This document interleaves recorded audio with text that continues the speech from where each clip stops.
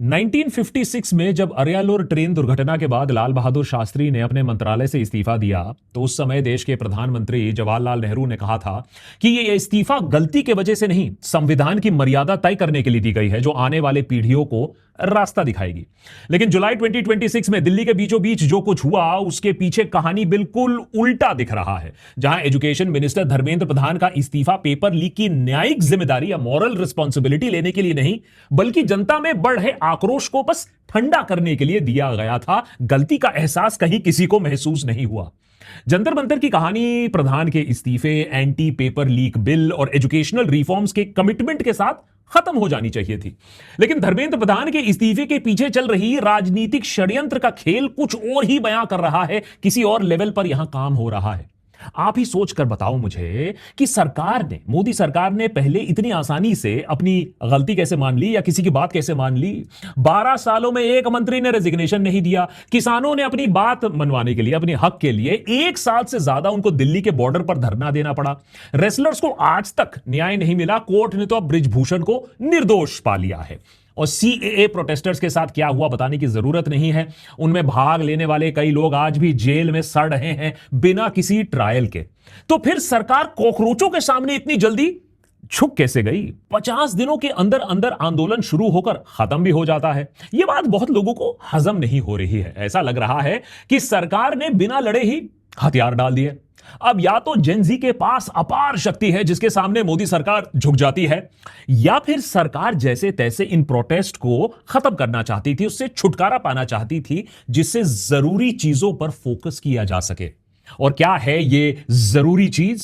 सत्ता, पावर, कुर्सी का खेल। 24 महीने पहले याद कीजिए, बीजेपी सारा मसल मनी हिंदू मुस्लिम करने के बावजूद हार के बहुत करीब आ गई थी इलेक्शंस में। यह बात वो भूलती नहीं है। बीते 2 सालों में बीजेपी ने इलेक्शन के परिणाम बदलने के लिए बहुत सारा काम किया है। नतीजा की रूलिंग पार्टी ने विपक्ष के 33 चुने हुए सांसदों को अपनी तरफ कर लिया है। यानी बिना इलेक्शन के बीजेपी कैंप के 33 सीट्स बढ़ चुकी हैं। एनडीए के लोकसभा में अब सांसद 293 से बढ़कर 318 तक हो चुके हैं, यानी प्लस 25 सीट। और राज्यसभा में 106 से बढ़कर 113 यानी 7 सीटें राज्यसभा में बढ़ चुकी हैं। ऐसा चलता रहा तो लगता है कुछ ही महीनों में बीजेपी और एनडीए सब एलाइज मिलाकर 2/3 बहुमत तक भी पहुंच सकते हैं। और अगर यह आंकड़ा पार हो जाता है तो बीजेपी अपना असली दांव, अपना असली खेल खेल लेगा। और वो मास्टर स्ट्रोक है कि देश का पूरा नक्शा, देश का पूरा संविधान और इस देश की चुनाव प्रक्रिया को हमेशा हमेशा के लिए बदला जा सकता है। मजाक नहीं कर रहा हूं और ये अलार्मिस्ट नहीं है, समझाता हूं कैसे। 17 अप्रैल 2026 संसद के अंदर 131st कॉन्स्टिट्यूशनल अमेंडमेंट बिल पर वोटिंग होती है। सरकार को चाहिए थे 352 वोट्स, मिलते हैं 298। मोदी सरकार 54 वोट से हार जाती है, मुंह की खानी पड़ती है। लेकिन इस हार के ठीक 90 दिनों बाद जब मॉनसून सत्र शुरू होता है तो पर्दे के पीछे एक ऐसा सियासी सौदा पूरा हो चुका होता है जिसकी आहट तक हमने अपने लोकतांत्रिक इतिहास में पहले कभी देखा ना सुना होगा। क्या बीजेपी सरकार महिला आरक्षण के लिए एक बड़ी लड़ाई लड़ रही है जिसमें दांव पेच लगाया जा रहा है, या नारी शक्ति और आरक्षण की आड़ में डिलिमिटेशन का खेल रचा जा रहा है? क्यों मोदी सरकार को हल हार में ये 360 का आंकड़ा चाहिए लोकसभा में? और कैसे ये 360 का आंकड़ा हिंदी बेल्ट को, दिल्ली के तख्त के लिए ऐसी एक चाबी दे देगा जो बाकी पूरे देश को किनारे करके वहां हमेशा के लिए एक ही पार्टी का राज कायम कर सकता है? इसीलिए देशभक्त के आज के एपिसोड में बीजेपी के इस बड़े गेम प्लान को समझते हैं। क्या आपके और मेरे वोट की कीमत दिन ब दिन और कम होती जा रही है? क्यों मेन फोकस बीजेपी का इस वक्त जंतर मंतर नहीं है, एजुकेशन नहीं है, ऑपरेशन 360 है? अगर बीजेपी के खेल को समझना है तो पहले कानून की उस किताब के उस पन्ने पर जाना होगा जहां 2 कानून आपस में टकराते हैं। साल 2023 में जब संसद में 106th कॉन्स्टिट्यूशनल अमेंडमेंट पास होता है तो पूरे देश में जश्न मनाया जाता है। नेताओं ने टीवी पर आकर कहा कि भैया हमने तो महिलाओं को लोकसभा और विधानसभा में 33% आरक्षण दे दिया है, बहुत बड़ा काम किया है। लेकिन उस कानून के एक छोटे से फुटनोट में एक ऐसी शर्त लिखी थी जिसे आम जनता ने नोटिस नहीं किया था। शर्त यह थी कि महिला आरक्षण तब तक लागू नहीं होगा जब तक देश में नई जनगणना नया सेंसस नहीं होता है और साथ में डीलिमिटेशन का प्रोसेस नहीं होता है, उसके बाद नारी शक्ति जिंदाबाद। मोदी सरकार ने सोचा कि ऐसी गुगली फेंकते हैं जिसे कोई हैंडल ही नहीं कर पाएगा, हमारा काम भी हो जाएगा। 2026 सरकार की 131st कॉन्स्टिट्यूशनल अमेंडमेंट बिल आती है। कहा जाता है कि अगर महिलाओं का हक चाहिए, हक देना है, तो हमें लोकसभा की सीट्स 543 से बढ़ाकर 850 तक ले जाना होगा। अब यहां पर पहली नजर में सरकार का जो तर्क है कॉमन सेंसिकल लगता है, वैलिड लगता है, क्योंकि 1971 में जब संसद में 543 सीट्स का आंकड़ा फ्रीज किया गया था, तब देश की आबादी लगभग 55 करोड़ थी। आज हम 140 करोड़ हैं। एक एक सांसद 25-30 लाख लोगों को रिप्रेजेंट करता है, जबकि आइडियल रिप्रेजेंटेशन कहा जाता है कि एक सांसद के लिए 10 लाख लोग होने चाहिए। अब अगर हम सीट्स की संख्या 850 कर देंगे तो महिलाओं के लिए 33% आरक्षण भी मिल जाएगा और आम जनता को बेटर रिप्रेजेंटेशन भी मिल जाएगा। इसमें बुरा क्या हो सकता है? लेकिन जब 17 अप्रैल 2026 को वोटिंग हुई तो विपक्ष ने बिल को खारिज कर दिया। बीजेपी ने विपक्ष को एंटी वुमन कहा। विपक्ष का कहना है कि हमें महिला आरक्षण से कोई दिक्कत नहीं है, आज ही लागू कर दो, इतने ही सीट्स पर लागू कर दो, लेकिन हम आरक्षण की आड़ में डीलिमिटेशन का रास्ता खोलकर पूरे देश की पॉलिटिकल इक्वेशन को हाईजैक नहीं होने देंगे। यूनाइटेड ऑपोजिशन के सामने मोदी की चाणक्य नीति फेल हो जाती है। फिर से सरकार अपने मंसूबे में कामयाब नहीं होती है, क्योंकि यहां आकर फंसता है सबसे बड़ा संवैधानिक पेच। सरकार को अच्छी तरीके से मालूम है कि रोजाना आम कानून पास करवाने के लिए उनके पास 292 भी है वोट्स, वो भी काफी है। लेकिन जब बात आती है आरक्षण की, डीलिमिटेशन की, तो खेल बिल्कुल बदल जाता है। संविधान का आर्टिकल 81 यह तय करता है कि पार्लियामेंट में कितनी सीट्स होंगी। आर्टिकल 82 यह तय करता है कि आबादी के हिसाब से किस राज्य को कितनी सीट्स मिलेंगी। और जब आप देश की पूरी राजनीतिक जो नक्शा है, जो चुनावी व्यवस्था है, उसे आप अगर बदलना चाहते हो तो इसके लिए आपको संविधान का आर्टिकल 368 के तहत यह सारा काम करना होगा, जिसके लिए 360 सीट्स, प्रचंड बहुमत कह लीजिए या 2/3 मेजॉरिटी कह लीजिए, वो आपको चाहिए। एक्चुअल आंकड़ा 362 वोट्स का होता है, पॉलिटिकल पार्टीज राउंड फिगर कह के इसको 360 कहते हैं। मतलब सीधी भाषा में अगर आपको समझाया जाए, यह कोई शहर का नाम बदलने वाला कानून नहीं है। इसके लिए लोकसभा में कम से कम 360 वोट्स और राज्यसभा में 164 का आंकड़ा जरूरी है। और सरकार इसी 360 के आंकड़े से बार बार चूक जा रही है। बिल खारिज हो जा रहा है, होम मिनिस्ट्री के कॉरिडोर में सन्नाटा छा जा रहा है। और यही असली कहानी शुरू होती है। उस दिन के बाद से दिल्ली के बंद कमरों के पीछे एक खतरनाक दांवपेच किया जाता है, प्लानिंग की जाती है, जिसे देखकर शायद चाणक्य भी शर्मा जाए। 1985 में एंटी डिफेक्शन लॉ को मंजूरी मिलती है एमपीज के खरीद फरोख्त को रोकने के लिए। हालांकि यह लॉ कभी भी टोटल सक्सेस नहीं होता है, लेकिन आज जो एमपीज के साथ हो रहा है, इस बिल के 40 साल के इतिहास में हमने ऐसा होते नहीं देखा है। 33 विपक्षी सांसदों की आत्मा एक साथ जग उठती है। आत्मा की आवाज चीख चीख कर कहती है कि देश के विकास के लिए और अच्छे दिन लाने के लिए उन्हें मोदी सरकार और एनडीए को समर्थन देना चाहिए। अब कौन आया इन एमपीज के सपने में एडिटर है, और क्यों इतने लोगों की आत्मा उन्हें पुकारने लगी है आजकल? सब बीजेपी की तरफ ही क्यों पलायन कर रहे हैं? आइए एक एक करके ऑपरेशन 360 के फाइल के पन्नों को थोड़ा टटोलते हैं। जून 2026 बंगाल के चुनाव में टीएमसी के हार के कुछ ही हफ्तों बाद दिल्ली में सनसनी मच जाती है, जब टीएमसी के 28 लोकसभा सांसदों में से 20 सांसद अचानक से ममता बनर्जी के खिलाफ बागी हो जाते हैं। इस रेबेल ग्रुप को लीड कर रही होती है काकोली घोष दास्तीधार। लेकिन 20 सांसद बीजेपी ज्वाइन नहीं करते हैं, ना ना ना ना, ये 20 सांसद जाते हैं एक छोटी सी paper party, nationalist citizen party of India. अगर आपने नाम नहीं सुना कोई बात नहीं, मैंने भी नहीं सुना था। अब ये जाकर इस पार्टी के साथ अपना मर्जर अनाउंस कर लेते हैं। अब भला क्यों, आप पूछोगे? क्योंकि आया राम गया राम को रोकने वाला जो कानून है, उसके पैराग्राफ 4 में यह कहा गया है कि अगर किसी पार्टी के 2/3 सांसद अलग गुट बनाते हैं तो कानून के हाथ बंद जाते हैं और उनकी कुर्सी पर कोई आंच नहीं आती है। तो इन्होंने सेपरेट ग्रुप बनाना था और इन लोगों ने ठीक वही काम किया। 2/3 आंकड़ा एक बार बनाया और फिर कानूनी फंदे से बच निकले, अपना एक अलग गुट बना लिया और फिर उस पूरे गुट ने जाकर सीधे एनडीए की गोदी में अपने आप को समर्पित कर दिया, लेकिन बीजेपी ज्वाइन नहीं किया। कानून देखता रह गया और समर्थन की पर्ची दिल्ली तक पहुंच गई। लेकिन यह तो महज शुरुआत थी, पिक्चर तो अभी बाकी है मेरे दोस्त। पश्चिम बंगाल में क्रांति लाने के ठीक 48 घंटे बाद नांदेड़, संभाजीनगर और पुणे से चार्टर्ड फ्लाइट्स उड़ती हैं और इसमें बैठे सांसद जयपुर में स्पीकर ओम बिरला से जाकर मिलते हैं और महाराष्ट्र में शिवसेना, उद्धव बाला साहब ठाकरे, यूपीटी शिवसेना के 9 लोकसभा सांसद में से 6 सांसद एकनाथ शिंदे के शिवसेना में शामिल हो जाते हैं। अगेन 9 में से 2/3 माने 6 सांसद। पीयूष जी कहते रहते हैं don't get into that maths, लेकिन सरकार की गिनती, सरकार की मैथ्स बहुत तेज है। राज्यसभा में एनडीए के पास 148 सीट्स हैं, लेकिन अप्रैल में पंजाब के आम आदमी पार्टी के 10 राज्यसभा सांसदों में से 7 सांसद बागी होकर बीजेपी को सपोर्ट कर देते हैं। इसके बाद बंगाल के 3 राज्यसभा सांसद एसएस रे, सुष्मिता देव और प्रकाश बारिक इस्तीफा देते हैं और बीजेपी के टिकट पर दोबारा अनअपोज जीतकर आ भी जाते हैं। टाइमिंग तो देखिए आप, इन सभी सांसदों की आत्मा एक ही समय पर एक ही आवाज देती है और सभी सुबह उठते हैं, चाय पीते हैं और अचानक उन्हें याद आता है कि अरे मुझे तो 850 सीट वाली डीलिमिटेशन बिल पास करवानी है, चलो पार्टी बदलते हैं, देश बदलते हैं। लेकिन यही आती है संविधान की शक्ति, जिसे लिखा गया था ऐसे सिचुएशंस को भी हैंडल करने के लिए।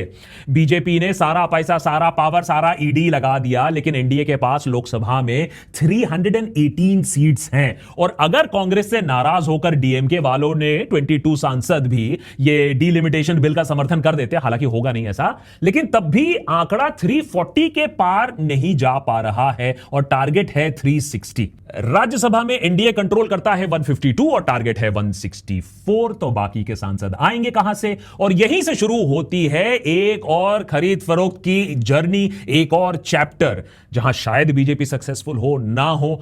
आप पर और मुझ पर भी यह बात डिपेंड करता है, निर्भर करता है कि हम अब क्या करते हैं, इस खेल को पहचानते हैं या नहीं। नारा था अब की बार 300 पार, लेकिन 2024 इलेक्शन में कट के 240 सीट्स तक रह गई बीजेपी। लेकिन इसके बावजूद इतनी डेस्परेट क्यों है मोदी सरकार संविधान बदलने के लिए? क्यों वो साम दाम दंड भेद सब कुछ लगा रही है 360 का आंकड़ा पाने के लिए?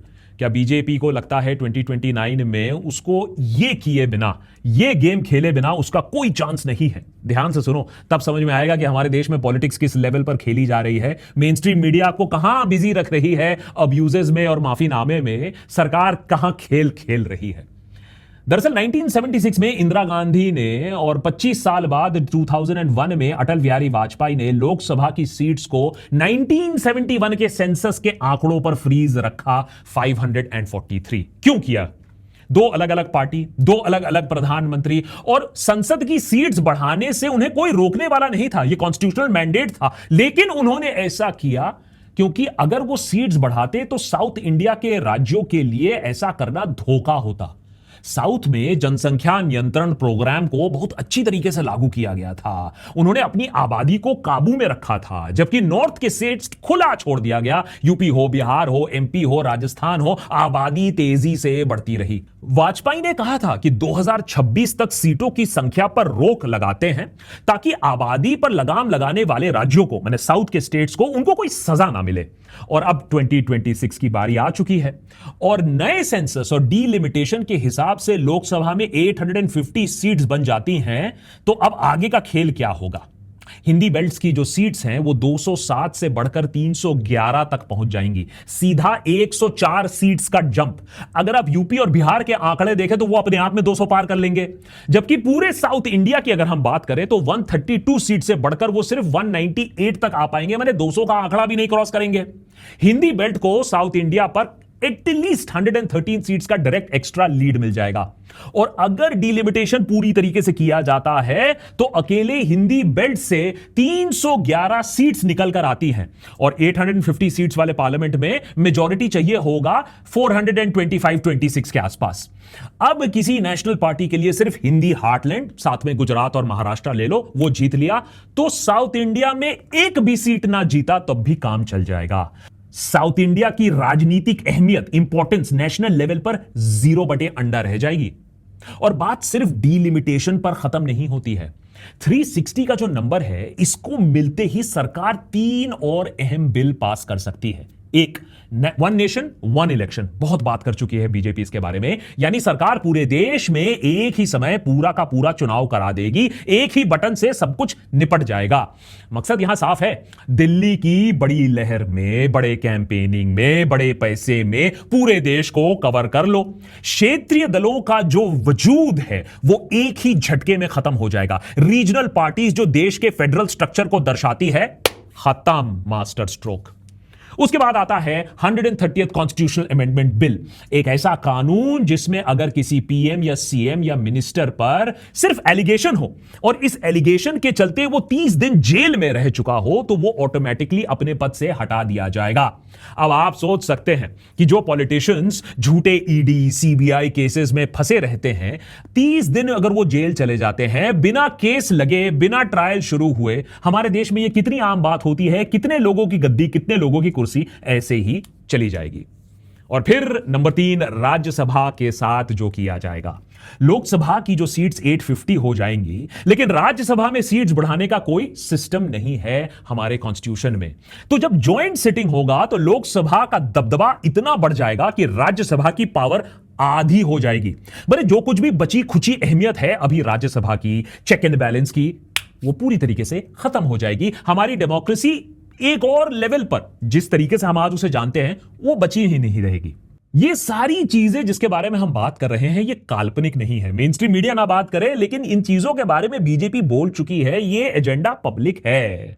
तो असल में कहानी आती है कि भैया ये जो बाकी थोड़े सीट्स है ये कहां से आएंगे। 340 से 360 का ये जो फासला है ये कैसे पूरा होगा। दिल्ली के दरबार में अगला निशाना कौन होगा, कौन कौन से बड़े नेतागण रातों रात अपना पाला बदलकर सेफ हाउस पहुंच जाएंगे, या उनका आई ऑपरेशन हो जाएगा, या उनकी आत्मा जगने लगेगी। हाल ही की घटनाएं देख लीजिए। 14 जुलाई की रात के 11 बजे एनसीपी शरद पवार फैक्शन के जयंत पाटिल और अजीत पवार फैक्शन के प्रफुल्ल पटेल और सुनील तटकरे महाराष्ट्र चीफ मिनिस्टर देवेंद्र फडणवीस के सरकारी आवास वर्षा पर मिलते हैं, क्योंकि लगता है दिल्ली से ऑफर आया था। कहा जाता है कि शरद पवार और सुनेत्रा पवार दोनों फैक्शंस को बोला गया कि आप लोग एक हो जाओ, एनडीए में आ जाओ और बदले में यूनियन कैबिनेट का सीट मिल सकता है। आप देख रहे हैं कि सरकार मैथ्स कहां कहां तक लगा सकती है, बस हमें ही कहती है मैथ्स मत करो, मैथ्स से दूर रहो।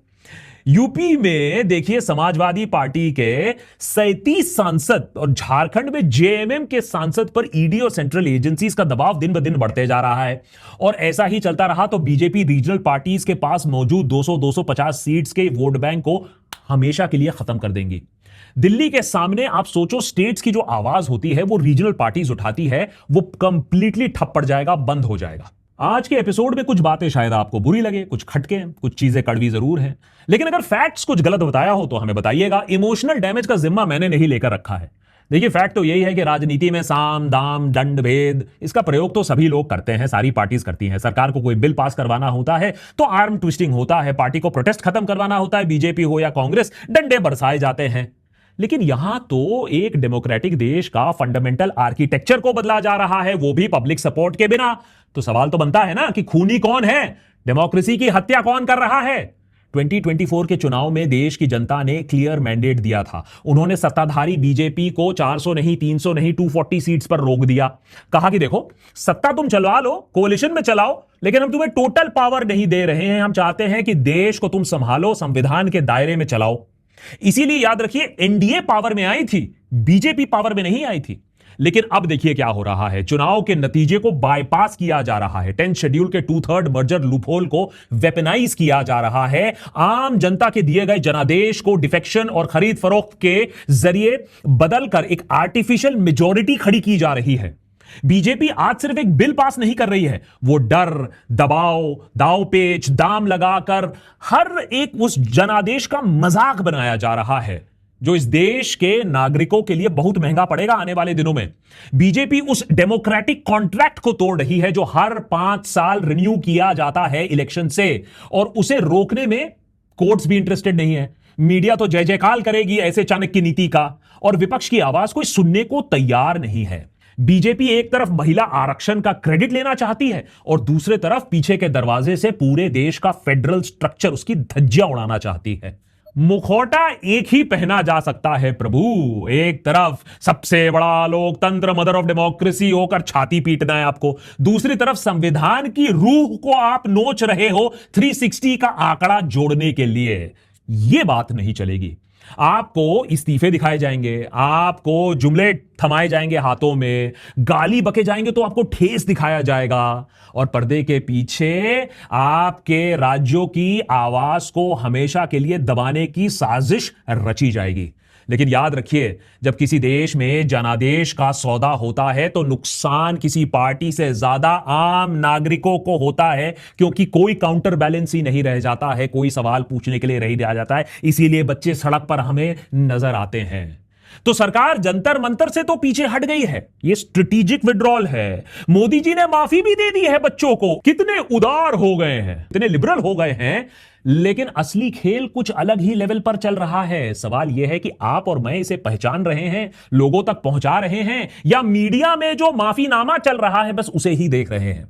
सबसे पहला काम अगर हमें करना है इसे रोकने के लिए, इस डेमोक्रेटिक मर्डर को रोकने के लिए, तो मीडिया में जो झूठ फैलाया जा रहा है, जो इसके बारे में बातचीत नहीं हो रही है, उसे बदलना होगा। इसीलिए मैं चाहूंगा कि आप जितना भी हो सके इंडिपेंडेंट मीडिया को सपोर्ट करो। देशभक्त को ना सही, किसी भी इंडिपेंडेंट मीडिया को सपोर्ट करो जो देश की बात कर रहा हो, सिर्फ सरकार की चाट ना रहा हो।